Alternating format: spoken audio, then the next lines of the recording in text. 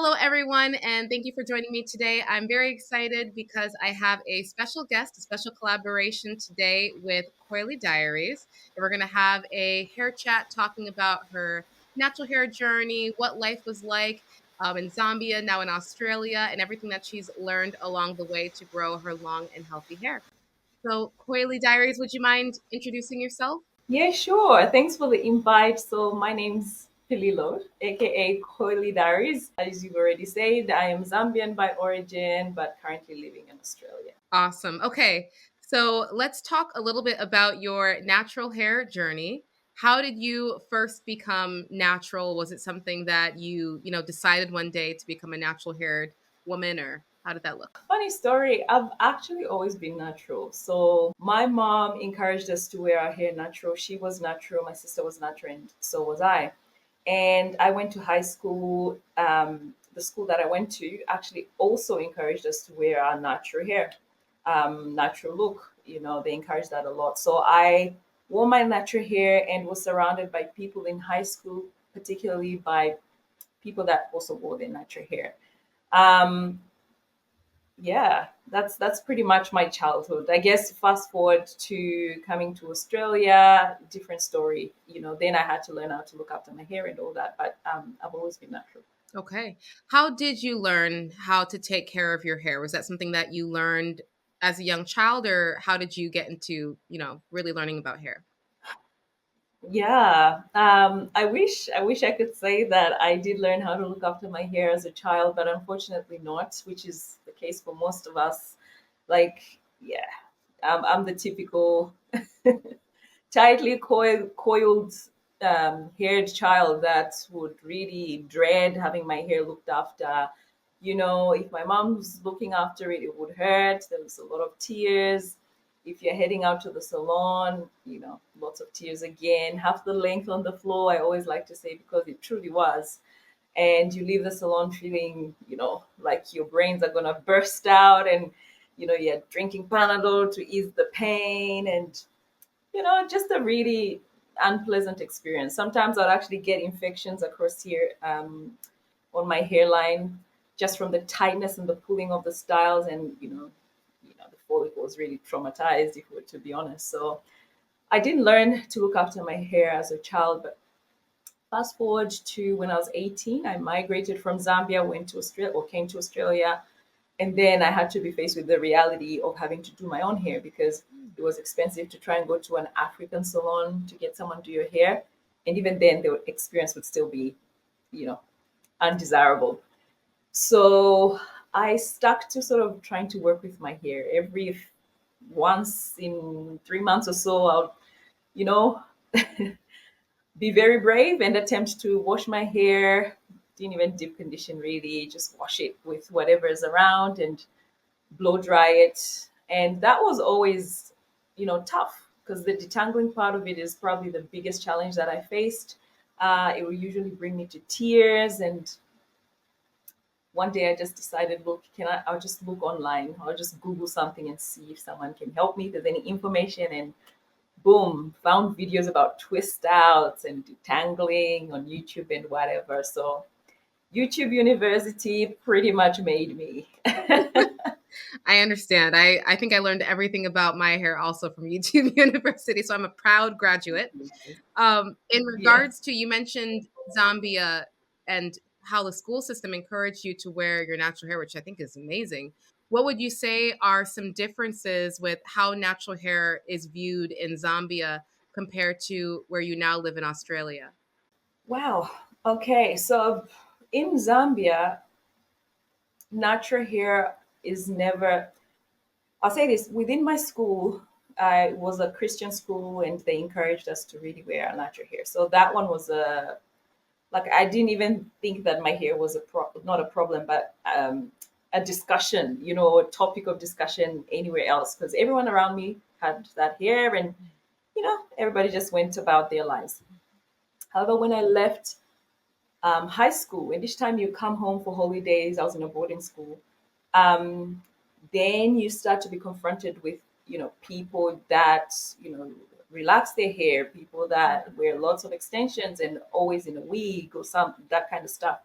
So In Zambia as a whole, natural hair at the moment is still something that we're learning as Zambians. There are more people that are embracing their natural hair and wearing their natural hair. There are salons and products and businesses that are booming and opening up to make these products, I guess, and services available to to us. However, as a general rule of thumb, there's still a lot of people that will relax their hair. There's still a lot of wig wearing. There's a lot of extensions, and just people just not knowing how to look after their hair. Hmm. So, I mean, the ideal or the standard of beauty has not necessarily shifted from the curlier or straighter look to natural hair yet, but I think it's getting there. In Australia, um, Africa, there's not many Africans here. I mean, there are, a good number of people, but we're, vastly outnumbered by Caucasians and other ethnic groups.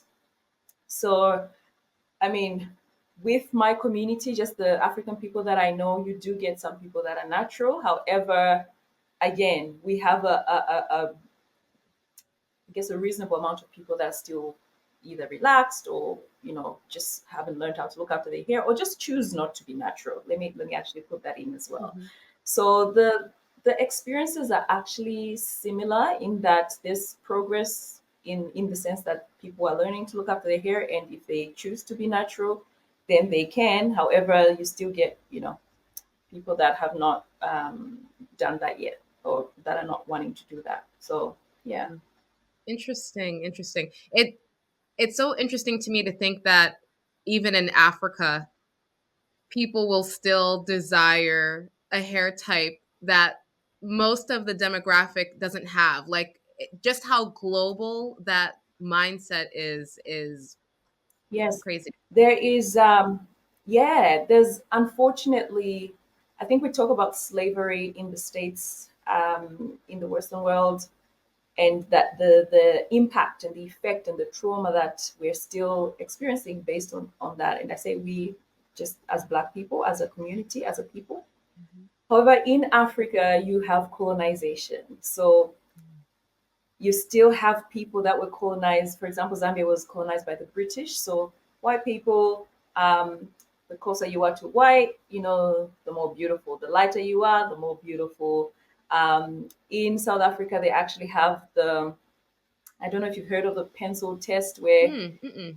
during apartheid, they don't have it now, but in during apartheid times, they'll put a pencil in your hair, and if it glides out, then you can live your life as a white person. However, if it stays stuck, then you're black.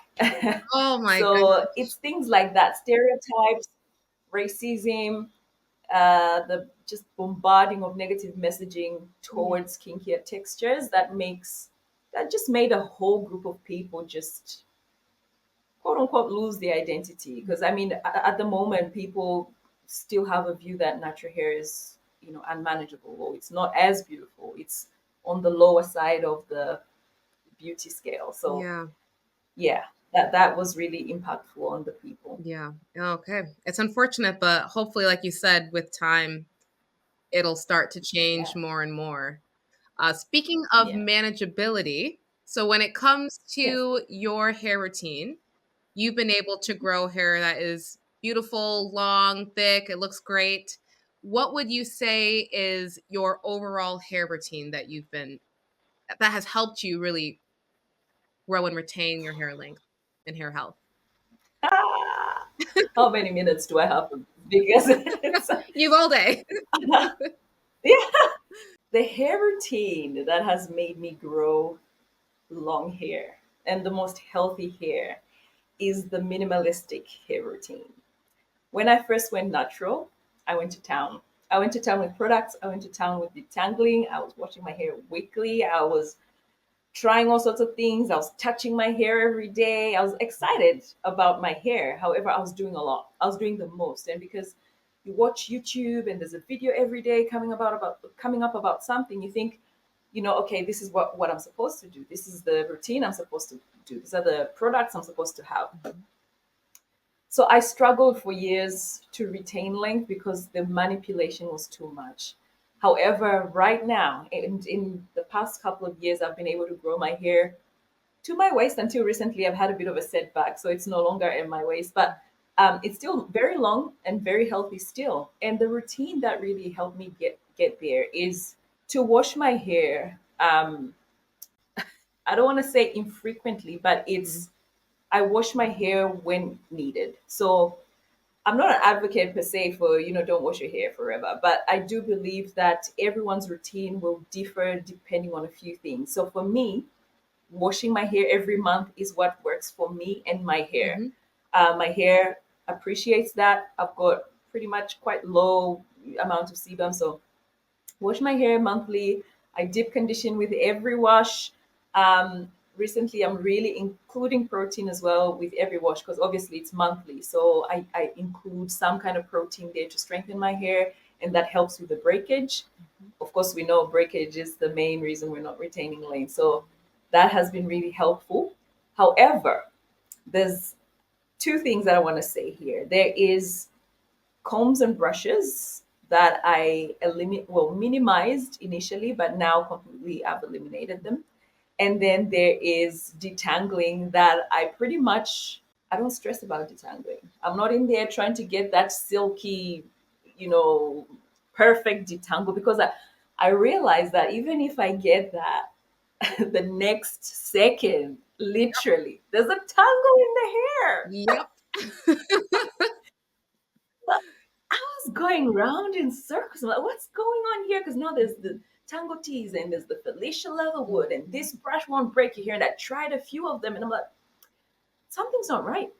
Yeah. Something's not working here. So when I got rid of that, my hair really started making some massive strides with its length, and Mhm. waist length just happened to be boom. And I'm like, whoa, whoa, whoa, whoa, whoa, it's there. It's there.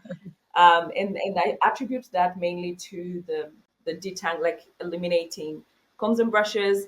So using your fingers, like I use my fingers only, and I don't stress about my goodness. There's so many. As long as the major tangles are out, I'm done. I'm done, and I pretty much deal with my hair a little section at a time. It's not like okay, detangling day, and you take the whole day off to detangle your hair. And I used to do that.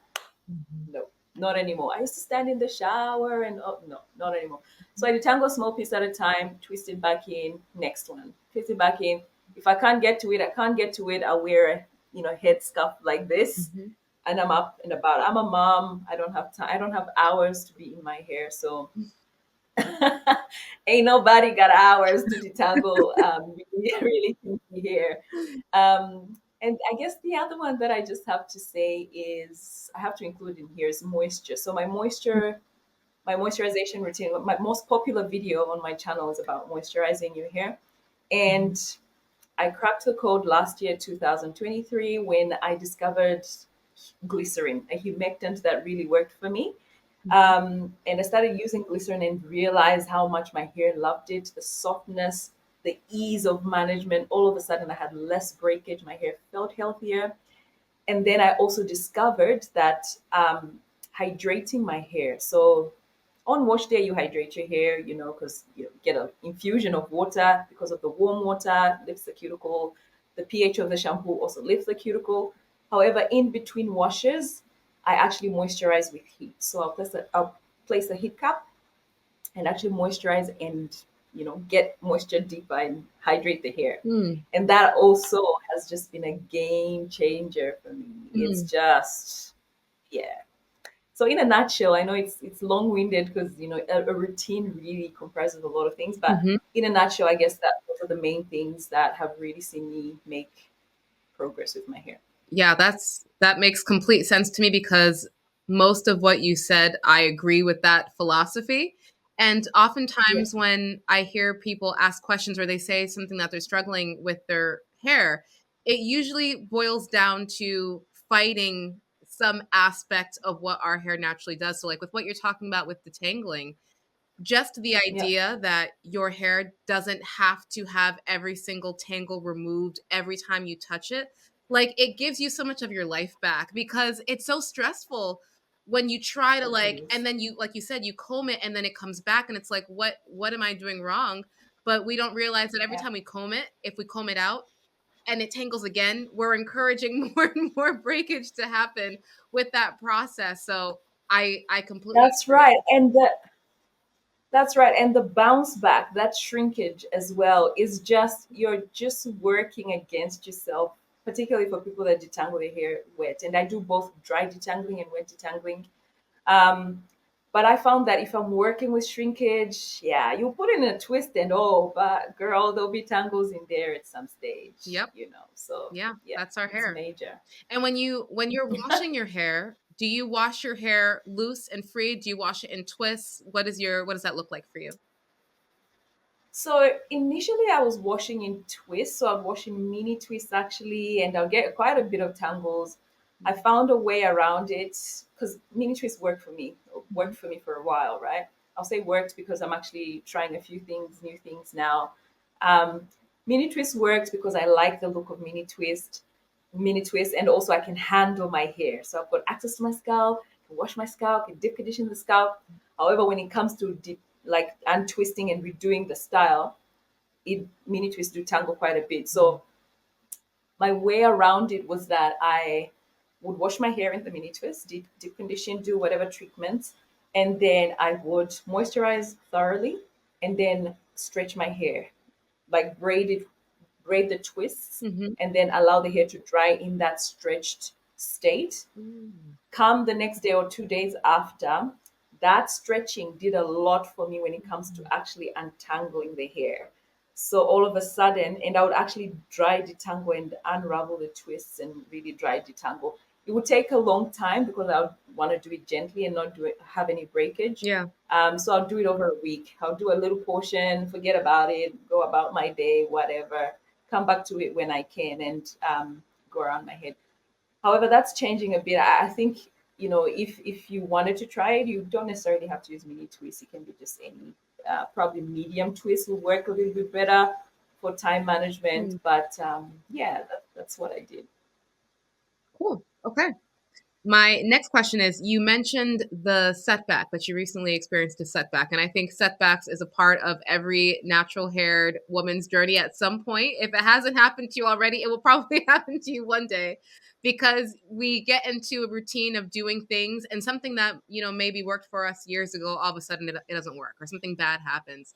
But I know sometimes, especially with how hard we work with our hair, sometimes a setback can be very traumatizing and almost make you feel like you should just give up in your routine. So, Yeah. for you Yes. mentally, how do you approach that type of situation, and how do you move through it with still a positive mindset about your natural hair journey? That's a great question, actually, because it's actually deeper than it sounds. Because the work to look after your hair is great. However, at the end of the day, looking after your hair and caring for your hair should give you an inner sense of confidence that you actually know your hair and you understand your hair.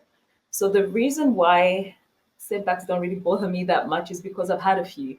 So I've got experience and I know I can bounce back. So I know what happened. I know what went wrong. So I've had issues with heat in the beginning of my journey. I was using a lot of I was blow drying my hair quite a bit. It dried chronically. I didn't know what to do to bring it back to life, and I actually big chopped my hair. That was the first setback. Then I did some African threading sometime, and it snatched my edges out. Right. Mm, And then I had another setback. Was it a few years ago, where I tried the 30-day hair detox without really understanding it as well or knowing the products really well, and that was not a good idea. It was the what I consider too frequent washing. mm, It was too frequent handling of the hair, and I know it works for some people, right? Some people find that mhm, if they deal with their hair often, then they don't have to deal with tangles. But for me, that was not the case. My hair did not mhm, like it. My hair did not like not having oils on it. mm, Um, so yeah, mhm, I lost some length and some health there. And then recently, just end of last year, 2023, I installed some kinky twists. And unfortunately, the hair was a bit too rough, and also just the prep to putting the style in was a little bit too hard. So I ended up using a brush and whatever, Because I'd say to myself, I'll use a brush once a year and it's not gonna do much damage. Girl, one use of a brush set me back one Mm. year. Like for me, Wow. that that was like it's over. Because I was slowly getting to not like ditching comfort. Like, yeah, like if I use it a year, I'm sure like once a year it'd be fine. Nah, Mm-hmm. for me, my hair, my strands are so fine, so you know, it Mm. didn't work. So that was a setback. So how I deal with it is, I guess, in the confidence that I've had a few setbacks and I'm able to get the length. One, number two, the knowledge. Right, I've gained a lot of knowledge over the years how to look after my hair, and also the knowing that at the end of the day, it's hair. So hair will always grow. If we're patient to look after it and actually just retain the length that it's giving us, we're really not doing like you just need to receive the length and keep it. So the hair itself is growing, and that's how I sort of deal with it. Yeah, it does get me down when it happens because I'm just like, yeah, put in a lot of work, but here we are, But again, I have a really supportive community. Like my subscribers, my followers, they're so encouraging, and they're really right there and very involved. So it does uplift me when they say, you've got this and whatever. So I believe in community and being able to, share these experiences. And I've also found that talking about it helps a lot. I know here in the YouTube streets, we don't have, I mean, not that we don't have, but you do find people that, what's the word? May not be as transparent, and do not Mm-hmm. want to show you the ugly of Mm-hmm. growing natural hair, of which there's an ugly, like setbacks are an ugly, but they want to sort of paint a picture as though it's always cool and dandy and this is what you're doing and whatever. But I am super transparent, and I find that helps because a lot of people say, "Oh, I had that as well. Oh my gosh, I had that as well. I can relate. This is what I did, and this is what I did," and you work your way forward from there. So yeah, that's how I Yeah. get through setbacks. Okay. No, that makes a lot of sense, and what you said about even talking through it, because I think when something bad happens, so not bad, but it's really not a big deal, but we may see it as bad and Yeah, you keep it inside. I feel like now internally you're telling yourself that this is like a deep, dark, dirty, bad thing, and it makes it worse. As opposed to just yeah, sharing it, it allows other people to, relate to you and be like, "Ah, that happened to me. It's normal." And that's right. I think we put too much pressure on ourselves in the natural hair journey that, like you said, everything has to be perfect. Our hair has to always be growing linear. How do you say the word? Linearly? I don't Linearly, know, but it has, yes, that yes, one. that word. Yeah, it has to always be going perfect, and it's not reality. I mean, life happens, especially even things like postpartum. You could lose your hair just in that. It may never come back the way it was before. What are you gonna do? Just give up on life? Like it's gonna go through changes. Can I talk about that? Like I've Yes, had a please do. baby. Yes, I've had a baby. When was it? 2022, and I shared my postpartum shedding. It Mm, went it like crept onto me like a yeah, like in a snap.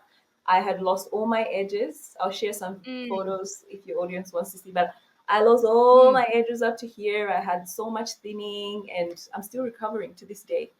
So Wow. my edges are about this high, so they're not really the same. And when I say edges, it's really the whole front of my hair. It just Mhm. disappeared. However, Mhm. it comes back. With postpartum, it's a hormonal thing, and the body is actually doing its Mhm. thing and recouping. So yeah, I just let the body do what it does, and the edges are coming back. So yeah, setbacks Mm. are part of the journey. Yeah. Yeah, Speaking of edges, I yeah, feel like edges is something that every every single how do I say this? No matter what your hair routine is, maybe you have dreadlocks, maybe you do just twist outs, maybe you do mini braids. I always find that people will experience issues with edges. I think that it's a component of for type 4 hair where it's just very very prone to breakage, things that other hair types do to their hair type. If we do it, it's like your edges are gone, they're gone now. yes, And yeah. so what have you found is a good routine for you for maintaining edges health? What type of things have you learned to stay away from to try to help keep them intact? I know what I should be doing with my edges, but I don't always do that. And Mm, I'll be honest about that because that is the reality. So mhm, with textured hair, I find that texture acceptance is probably the biggest thing to help you really simplify your routine and your styling. Um, mhm, I find that maybe the need to have super sleek edges or baby hairs and whatever, what do you call them, the waves, that process mhm, of constantly brushing and going on the edges can't take that, and mhm. they might take it for a while, but you will see that you start to have issues and the hairline receding there. So sleeping the hair back is something that will not do you a good service when it comes to your edges, and I have found that to be the case for myself personally. Yeah. um, I try to do it in a way that it's still textured. So I'm just trying to style the hair so that I'm just put together, but not necessarily to sleek them down, so to speak. So I'll use a lot of head scarves to actually lay Mhm, the edges down. mhm. I do a lot of moisture, you know, like I moisturize them to the gods. Okay, so they're super moisturized all the time. And also just to bed, I've got a silk pillow, that pillowcase that I use. That's a non-negotiable, like every night. What else can I say? When I do style my hair, braiding, twisting, whatever, I'm not trying to force them into the style. I just leave them alone. And for some people, it might look like the style is old, but it's really the texture of the hair. It's not necessarily that the style is old, but it's very textured hair. So I feel like the practice is to slick it and to whip it into submission and make that neat part. That is what not only snatches the edges but the whole hair. Like you see with the knotless braids, sometimes we use gels and it's nice. Mhm. I'll not deny it, it's pretty, of course. But if Sure. the health of your hair, the thickness of your hair, and length retention is a goal, then something worth considering whether you want to continue doing it. So yeah, those are the strategies that I use. Yeah. No, that makes complete sense. I feel like when I look online, the styles, braided styles, or even knotless braids, like you said, the ones that look the best look like they're also the most harmful on the hair. And there, it seems like there has to be, I have had to learn a balance of, yes, if I make this tighter and I pull this, it'll look more kept, Yeah, but it will pull out that hair follicle and I won't have it in 6 months. So is it worth it? And so, that's right. think things a bit more raggedy. Yeah. Yeah. It tends to be better overall. Yeah, I think so. And I mean it's pretty. I love all that we are as black Hmm. people and all the creativity that we're really creative. And I find it interesting how people can be so, skilled with their hands and creating Yeah. all these patterns in the braids. And I'm just like, wow, that takes some skill there. And it's nice. But I Hmm. guess if you're not really concerned about the disadvantages of that, you know, so be it. But for people that are looking for healthy hair, healthy scalp, length retention, and just really comfortable scalps, because if it's too tight, then you're gonna be Oh struggling yeah. there. Then yeah, it's probably not the best. Yeah. Okay. Speaking of, you mentioned before how, in Zambia, there are still women who are just choosing not to be natural and they may, relax their hair or do something else. And I think I've seen a lot of that recently in the natural hair community where a lot of women who were on a natural hair journey have decided to, go back to relaxers for whatever reason.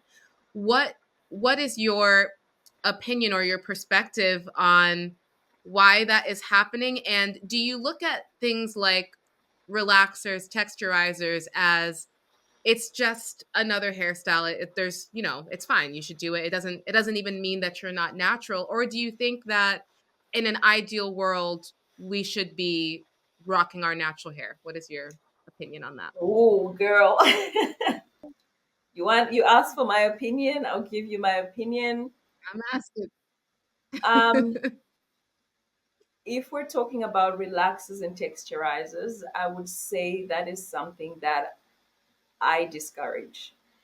And the main reason is because of the research that has gone into how they can be harmful to your health. So let's just even start there.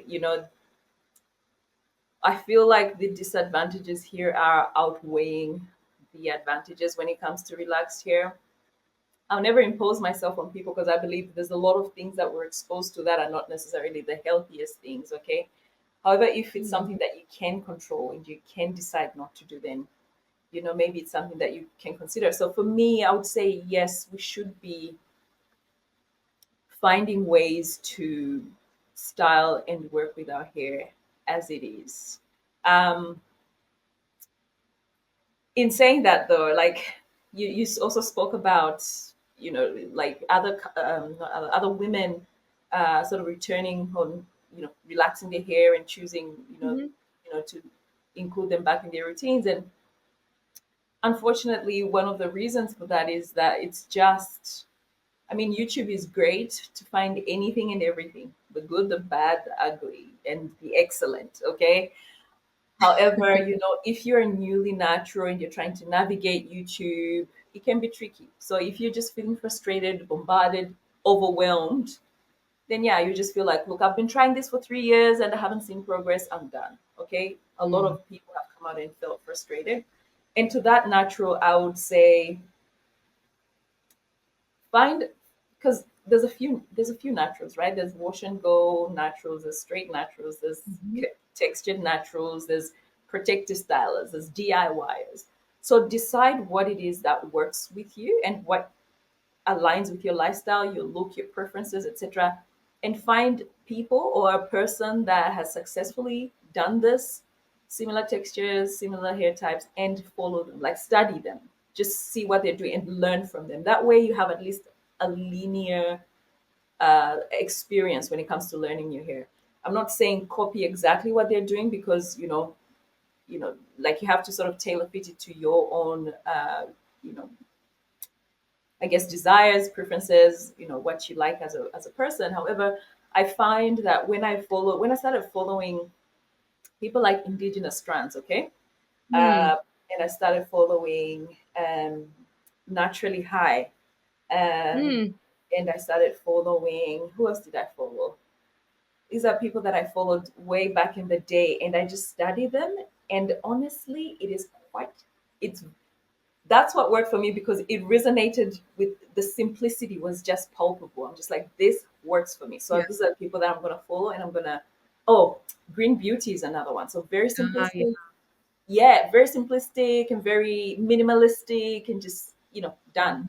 So for me, I followed those and started seeing progress. So that's what I would say to someone that's frustrated with just, oh my gosh, should I be putting oils? Should I not be putting oils?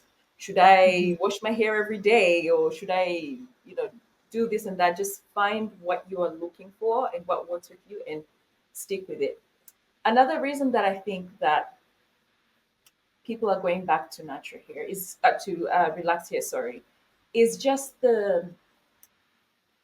I mean, we cannot negate the fact that it's actually hard to be a black woman. It's hard to Mm. try and embrace your texture, look after your hair when everything around you is telling you the opposite. Okay, this is not good. It's not beautiful. It should flow and it should bounce light. Bounce of light. And the ads don't represent us. The celebrities of this world don't represent us. So you're just in this corner trying to figure it out, and it's like, I better join the. I want a sense of belonging. I want to belong somewhere. So let me just join them and be accepted and included. So representation and inclusivity is quite important to try and help us ourselves and help people as a community to embrace their hair a little bit more. Some people work in corporate jobs where, you know, maybe they can't actually keep a job or you know, what's the word? Be successful in an interview if they came with their, Mm. textured hair, which is just wrong.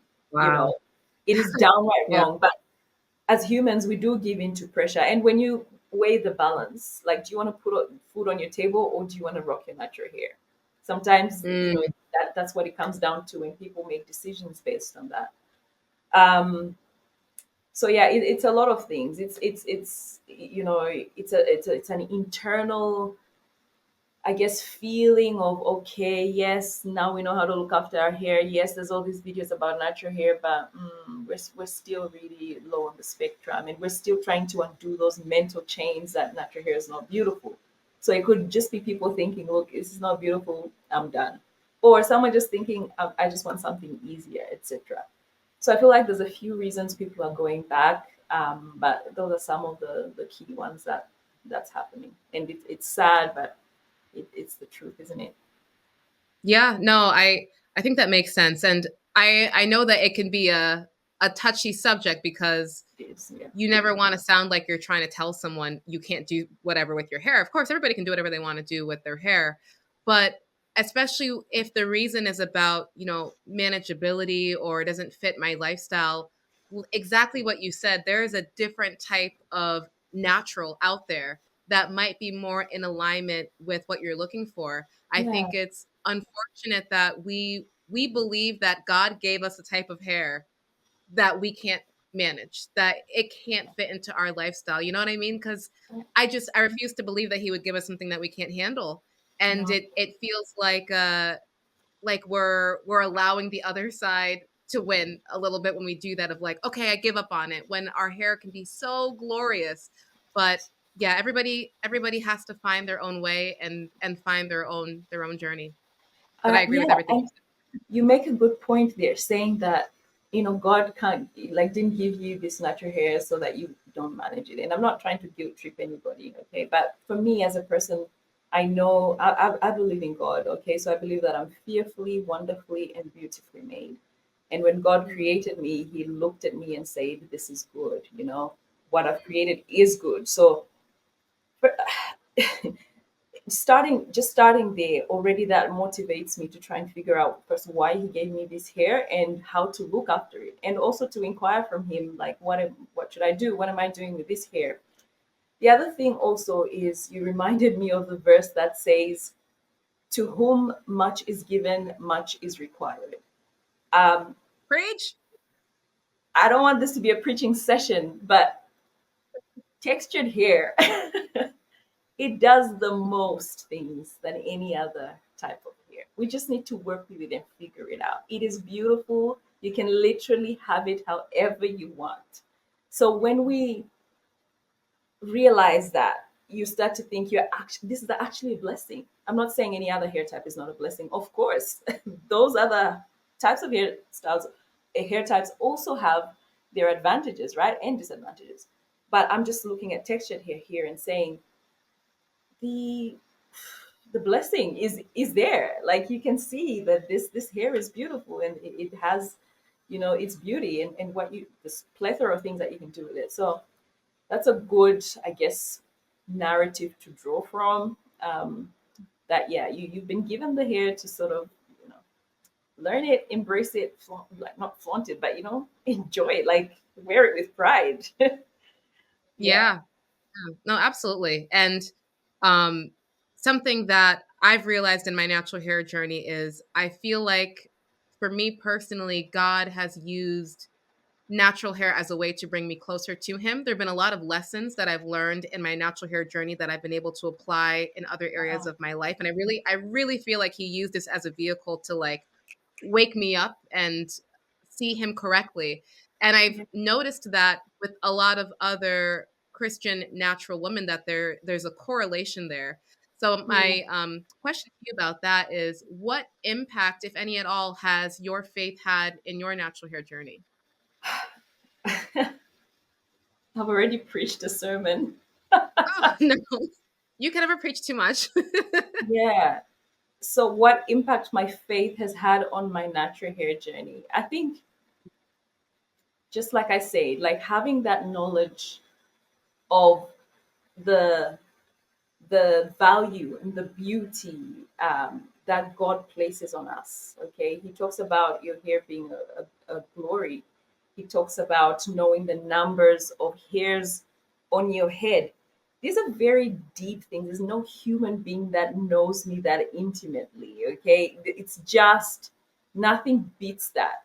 So in learning how to look after my hair, I've had to take a closer look at what it is, take a closer look at what it represents, and what God was trying to, not trying, what God wanted for me to enjoy from having this hair. Having a platform, for example, YouTube, coming out on YouTube, I can attest, and I say this humbly, but I can attest that so many people have benefited and have been blessed by the knowledge, the journey, the experiences that I've shared, and have also gone on to have successful goals and natural hair, goals for themselves. And for me, that in itself is just an indication that that wouldn't have happened if I hadn't embraced my hair. So for me, a lot of people I remember would come to me and say, "Oh, how do you look after your hair? What have you?" And that's how come my YouTube channel started. And I feel like in learning the beauty that God has given me, learning my hair as God has given me, has really encouraged me and inspired me to also give and to also share and to also empower and also to impact someone's life positively so that they too can see their hair for what it truly is. Gorgeous. It's absolutely beautiful.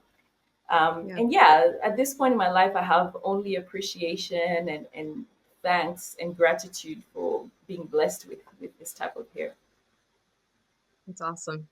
Well said. Well said. My last question for you is, what do you think of the state of the natural hair community currently, and where would you like to see it in, say 5 or 10 years? What do you think we may be lacking in that we could improve upon a bit with a side eye? So there was a time the natural hair community was so exciting because there was like, I guess because it was just like new information all the time. Those people like Natural Me 4C. I don't know if you remember her. Don't. Um, Natural Me 4C, there was African Export. I don't know if you remember Yes. her, but these are the Mhm. OGs. Like they were really, you would always have something new you're learning and there's information here. However, over the years, there's been a lot of information true. However, there's also been a lot of confusion. You get a lot of these trends, right? Which I believe a lot of people just started trends to make a quick buck, or I don't know what people's Mhm. intentions are, but sometimes it doesn't seem noble. Um, Yeah. and then off you go, and then there's another trend, and then off you go, and someone's Mhm. saying the most ridiculous thing just for views. So there is Mhm. there is a sad part to the community because of that. A lot of people as well will sort of use, particularly type 4 hair. There's really a type 4 hair movement where as long as you hashtag type 4 hair, you're going to get some views because people are going to come looking for it. So there's that toxicity that you can see in there. Um, and then there's the confusion that come like this, the trend setting for me, and just the trends that come in and go and try to derail us from what we know truly are the ones for me that Mhm. frustrate. So what I guess makes me feel bad the most is just the lack of like our inability, I should say, to, what can I say, to work together. So natural hair community means the consumer, the YouTuber, the influencer, the brands, the stylist. However, that synchrony has not really happened yet. At the moment, there's a Mhm. lot going on about, no oils, no butters, people experiencing damage there, and the Yep. stylists that started it are nowhere to be found. So you just feel like, Mhm. okay, this was a great opportunity to actually move forward because that was an exciting thing, right? And I believe that this routine might actually work in, if it's, you know, what's the word, tailor fitted well, and you know what you're doing, you implement certain things. However, if people are not coming to the table to talk about, the challenges, and you just want to show up when it's all cool and dandy and you put a lot of pressure, for me, that's when it becomes fishy. Um, Yeah. I understand that there's different types of naturals doing different things, and let's leave it at that. Like, let's appreciate that we all desire different things. So If you love wash Mhm. and goes, go wash and go. Like I said, if you like your length retention and you like to leave your hair alone, then come to my channel. And then if you if you like if you like I don't know, protective styling, or you like a teeny weeny afro, and that's another thing. It's not just about long hair; it's short hair as well. It's Yeah. all of it. So I feel like if Yep. we learned to coexist and discuss and talk and be able to accept other people's routines, preferences, and choices, then we'll have a better. Mhm. My desire is exactly that. Like I long for a time where we can sit down with stylists, sit down with brands, and have more representation, Mm. within these streets, and just start a conversation on how to move forward. Because I mean, it is a movement. So we've seen the impact, but we're also seeing that it can also become toxic if we don't do certain things to keep it beneficial. Yeah, 100% agree with you. I think sometimes we as Black women are very strong, which I think is one of our greatest strengths, but sometimes we can turn that strength on each other. And even when we have, like what you've been talking about with the no oils and seeing that like saga unfold on YouTube these past few months, it, even though there was a disagreement at the base of it, just the way that That it was people handled. were speaking to one another, yeah, it's just, it doesn't have to be that way. We should be able to discuss things where we are on opposing sides, and we don't have to name call, we don't have to try to, ruin people. Like it just, it becomes so too dramatic, too much. And I I think when that happens, now people who are listening, like you said, are confused. Mhm. And it makes it hard for me to even listen and take out the useful information because I'm distracted by all of the anger that Always. is Yeah. being put on display. And if you've done something or if you recommended something that is damaging someone, just own up to it, speak about it. We are all here to learn and pivot in our journey. And if we had just done that early on, it wouldn't have had to become what it has become. Because, like you said, there are people that I know who still love that routine of no oils, no butters, frequent washing, and it works for them. So that's great. That it should Yeah. work for them. But we shouldn't say to anyone, "You're wrong for doing that," or "You're wrong for doing that." It's okay. There are different methods for different people. We can live in a world where they all have a place. But yeah, so I agree with you. I think that we can do some work with accepting Absolutely. people to be themselves. Yeah. Absolutely. And in saying that, I was just going to add that I believe God created us to operate within a community. So we're not Mm, meant to be islands, and we're not going to get far as individuals. yep. Um, and I know there's a saying that says if you want to go fast, go alone, but if you want to go far, you have to go with a community or something like that. I may be Yeah. twisting things around. I like quotes, so sometimes they just pop up and I'm like, oh, oh, oh, that one, but then it's the reverse. Anyway, the point I'm trying to say the point I'm trying to say is that the day that we realize that we actually need each other, we actually need each other to bring this together and put the puzzle together. That's the day that will be successful within really making the impact for the next generation.